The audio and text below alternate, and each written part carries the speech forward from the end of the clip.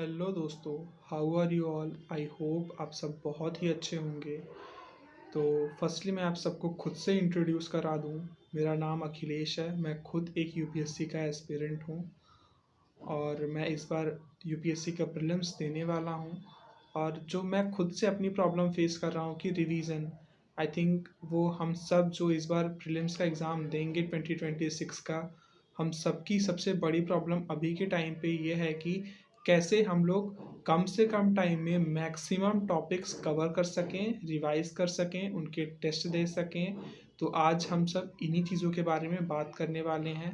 Let's talk about the topic of revision, how to revise.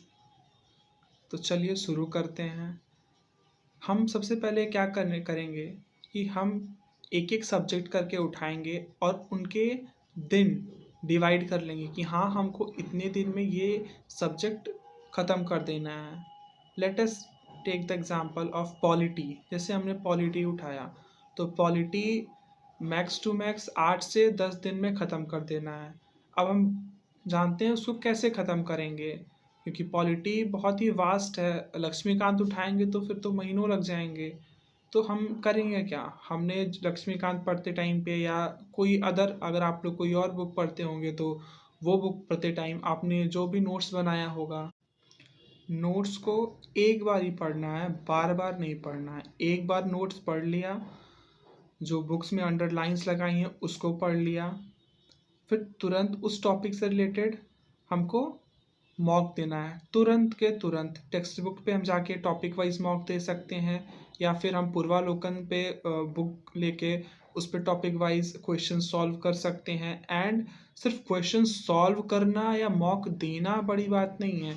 उस question को जो आपने सॉल्व किया है या मैंने जो सॉल्व किया है, उससे क्या आउटकम निकल के आ रहा है, मतलब हमने क्या सीखा है उस क्वेश्चन से, वो चीज़ बहुत इंपॉर्टेंट है। तो उस पर फोकस करना है। अब हम बात करते हैं ज्योग्राफी। ज्योग्राफी भी हम 10 दिन में कवर कर सकते हैं, हफ्ते भर में एनसीईआरटीज़ ख़त्म कर सकते हैं। एक बार रीडिंग करना है।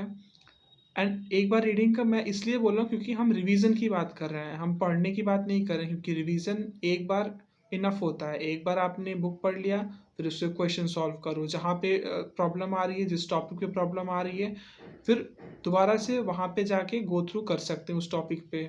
तो रिवीजन का मतलब एक बार रीड करो, क्वेश्चन सॉल्व करो। पूरा फोकस क्वेश्चन सॉल्व करने पे होना चाहिए, मॉक पे होना चाहिए, पीवाईक्यूज पे होना चाहिए। Thank you. अब हम अगला टॉपिक है हमारा हिस्ट्री। हिस्ट्री जैसे हम लेते हैं, हिस्ट्री थोड़ा वास्ट है, तो हिस्ट्री के लिए हम 20 से 25 दिन ले सकते हैं। तो हिस्ट्री के भी, क्योंकि हिस्ट्री में कई सारे पार्ट्स हैं, ancient, medieval, modern, art and culture, world history. तो सबके 5 5 6 6 दिन डिवाइड करके ऐसे लेते हैं। उसके बाद सेम चीज़ उसमें भी करेंगे।